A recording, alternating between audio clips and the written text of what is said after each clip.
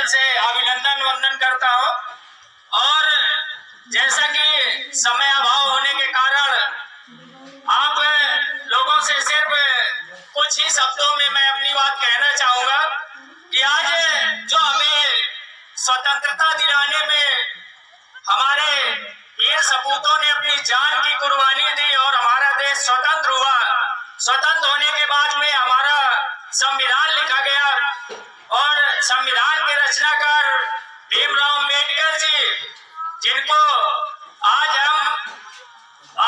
हमें इस कार्यक्रम की क्यों आवश्यकता पड़ रही है, क्योंकि हम आप मंदिरों में घूम जाते हैं लेकिन अपने संविधान को पढ़ने से कतराते हैं। सबसे बड़ी हमारी यही कमी है कि मंदिरों के जिस दिन, जैसा हमारे फौजी भारत भूषण जी ने बताया कि जिस दिन ये जो बच्चों की टोलियां आज मंदिरों की लाइनों में खड़ी मिलती है, शायद अगर यही लाइनें स्कूलों में लग करके पढ़ने के लिए खड़ी हो जाएंगे, उसी दिन हमारा देश का भविष्य उज्जवल हो जाएगा।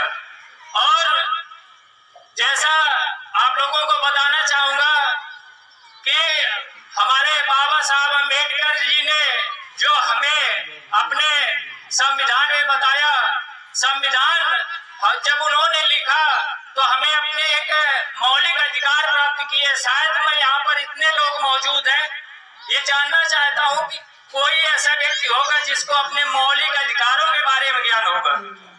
लोग यहाँ फौजी जी, लोग यहाँ अपने मौलिक अधिकारों को नहीं पहचानते। ये हमारी कमियां है। कारण ये है हम शिक्षा की तरफ रुख नहीं करते। अतः आप ये समझिए कि जिस दिन हम अपने आप को शिक्षित कर देंगे और अपने बच्चों को शिक्षित कर देंगे, उसी दिन हमें हमारे अधिकार कोई हमसे छीन नहीं सकता। किसी में हिम्मत ये नहीं है अगर हम शिक्षित हैं तो हमारे अधिकारों को छीन ले। अतः मैं यहाँ पर उपस्थित जो हमारे बड़े भाई लोग हैं और जो माताएं बहनें हैं, उनसे मैं ये निवेदन करना चाहूंगा कि भले ही आप कर्जा ले, लेकिन अपने बच्चों को शिक्षित जरूर करें ताकि उनको अपना अधिकार मालूम हो सके कि हमारे क्या अधिकार हैं और हमें कैसे इनके अधिकारों को पहचानो। अपने भीमराव अम्बेडकर जी ने जो हमारे अधिकार हमें दिए हैं वो हमें खुद नहीं मालूम। आप देखते होंगे कि जैसे छोटी छोटी बातों पर हम आपस में लड़ जाते हैं। अरे आपस में लड़ेंगे कब लड़ेंगे? जब हमारे पास शिक्षा नहीं होगी, और जब हम शिक्षित होंगे तो हमारा जो माइंड मेमोरी है वो विकसित होगा, और जब विकसित होगा तो हमें उस चीज का ज्ञान होगा कि अगर हम आज लड़ाई करेंगे तो उसका अंजाम क्या होगा, कौन सी धारा लगेगी और हमें कितने दिन जेल में रहना पड़ेगा। इस चीज का हमें ज्ञान तब होगा जब हम शिक्षित होंगे। और अगर आप लोग जिस दिन ये ठान लेंगे कि हमें सिर्फ एक काम करना है, अपने आप को शिक्षित करना है और अपने बच्चों को शिक्षित करके अच्छी पढ़ाई, अच्छी जगह अच्छी पढ़ाई। आज हम देखते हैं, आपको बताना चाहेंगे, आपके स्कूल में सरकारी विद्यालय होंगे, निश्चित तौर पे होंगे, लेकिन ये बताइए सरकारी विद्यालयों में कितने लोगों के यहाँ बच्चे जाते हैं किसी के? क्यों नहीं जाते? आप जानते हो उसका रीजन? आज सरकारी स्कूलों की वो अव्यवस्थाएं हैं, लोग वहां जानबूझकर बच्चे नहीं भेजते। कारण जो भी वहां पर सरकारी टीचर आता है उसे कोई रोकने और टोकने का काम नहीं करता। और जिस दिन हम ये चाहते हैं कि जिस दिन एक गांव से सिर्फ केवल 5 व्यक्ति ऐसे व्यक्ति हो जाए जो कि सरकारी योजनाओं को कैसे हमें लाभ लेना है, इस पर अगर बैठ कर चर्चा करेंगे, उसी दिन से हमें ये लगेगा कि नहीं, अगर जिस दिन से हम उनका विरोध करना शुरू कर देंगे कि आपका टाइम 7 बजे सुबह आना है, आप 9 बजे क्यों आ रहे हैं, उसी दिन से शायद मास्टर जितने भी पढ़ाने आते हैं वो राइट टाइम आने लगेंगे। और आप लोग, खासकर बच्चा तभी विकास करेगा जब आप लोग उसको घर में ध्यान देंगे और पढ़ाएंगे, उसको देखेंगे कि हमारा जो बच्चा स्कूल जाता है तो उसमें क्या उस मास्टर ने पढ़ाया और क्या उसने दिया और कहाँ तक सब्जेक्ट पहुंचा। जब हम इस विषय में घर में बात करेंगे और एक दिन कॉपी में नोट लगा के भेज दीजिए, मैं दावे के साथ कहता हूं कि उसी दिन उस क्लास टीचर और जो भी उस सब्जेक्ट का अध्यापक होगा वो एक बार उस नोट पे जरूर गौर करेगा। ये बंदा किसी भी दिन आके स्कूल में हंगामा करेगा और अगर करेगा तो मेरी नौकरी खतरे में आएगी। भाई साहब, गारंटी है आप केवल एक गांव से 5 लोग केवल शिक्षित और विकसित हो जाए और इस चीज का विरोध करना शुरू कर दे, उसी दिन से शिक्षा जो प्राइमरी की शिक्षा है वो इतनी अच्छी हो जाएगी। और यही सरकारी टीचर जो 45,000 पेमेंट लेते हैं, 50,000 पेमेंट लेते हैं, वो किस लिए लेते हैं? पैसा किसका है?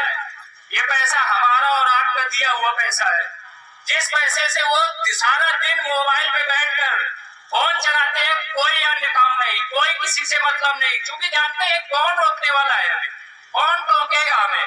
और जिस दिन आप विरोध करना शुरू कर देंगे उसी दिन से ये जो आप प्राइवेट स्कूल में पढ़ाते हैं 500-700 रुपए स्कूल के फीस देते हैं, ये फीस आपके दूसरे काम में आएगी और आपका जीवन यापन संभव आराम से चल सकेगा। और जब आप इस तरीके से थोड़ी छोटी छोटी बातों पे केयर नहीं करेंगे और जब तक अपने आप को शिक्षा की तरफ अग्रसर नहीं करेंगे, तो आज हम यहाँ है, आज हमारी ये सभा चल रही है बहुजन जागरूकता विचार संविधान बचाओ यात्रा, ये ऐसे ही चलती रहेगी और कोई फर्क पड़ने वाला नहीं है। जब तक आप शिक्षित नहीं होंगे, अपने माइंड मेमोरी को विकसित नहीं करेंगे और उस पर विचार करने की तुम पे क्षमता नहीं होगी, तो हम लोगों के यहाँ आने से और आप लोगों को जय भीम और इसके नारे देने से कुछ नहीं होता। भीम साहब ये नहीं कहते कि आप हमारी मूर्ति का पूजन करो। भीमराव अम्बेडकर जी, उन्होंने अपने सीधे शब्दों में लिखा था कि मैं नहीं चाहता कि कोई भी मेरी पूजा करे, लेकिन लोगों से सिर्फ यही कहना चाहता हूँ आगे आने वाली पीढ़ियों से कि मेरे बताए हुए विचारों पे और बनाए हुए संविधान को पढ़े और उस पर विचार करें और उसको कायम रखें। यही मेरी सबसे बड़ी उपलब्धि है और मैं उसी दिन अपने आप को एक महत्वपूर्ण व्यक्ति मानूंगा जिस दिन हमारे बहुजन समाज से लेकर के अग्रणी समाज तक सभी लोग शिक्षित हो जाएंगे, उसी दिन हमारा भारत विकसित हो जाएगा। आप कितने लोग मेरे विचारों से सहमत हैं कि आज के बाद मैं ये कहना चाहता हूं कि जितने भी लोग यहाँ पर बैठे हैं वो केवल जो सरकारी अधिकारी आते हैं आपके यहाँ और सरकारी टीचर आते हैं, सिर्फ उन पर गौर करना शुरू कर दीजिए और अपने बच्चों को कहीं भी प्राइवेट स्कूलों में मत भेजिए। सरकारी कॉलेज बनाए गए हैं, सरकार किसका पैसा देती है? सरकार हमारा और आपका पैसा दे रही है, अपना कहीं स्पेशल कोटे से नहीं देते। ये हमारे आपके आज ये समझिए शिक्षा के प्रति 18% GST ली जा रही है। आप बताइए हमें ये कहाँ का न्याय है? कौन सी हम खरीदारी करते हैं कि 18% GST करके, लेकिन हम दे रहे हैं और उस पर भी अगर हम शिक्षा नहीं ले पा रहे तो ये किसकी कमी है? ये हमारी स्वयं और अपने आप की कमी है कि हम अपने आप को शिक्षित नहीं कर पाए, हमें अपने अधिकार कभी पहचाना नहीं और कभी अपने अधिकारों को पहचानने की और जानने की कोशिश नहीं की। सिर्फ यही एक हमारी कमी है। अतः यहाँ पर बैठे सभी बुजुर्गों को जो बड़े ध्यान से सुन रहे हैं, मेरे हम उम्र दोस्तों और माताएं बहनें, सभी को एक बार पुनः इस कार्यक्रम के लिए यहाँ पर उपस्थित हुए मैं उन सभी लोगों का तहे दिल से अभिनंदन करता हूँ, वंदन करता हूँ। जय हिंद, जय भारत, जय भीम।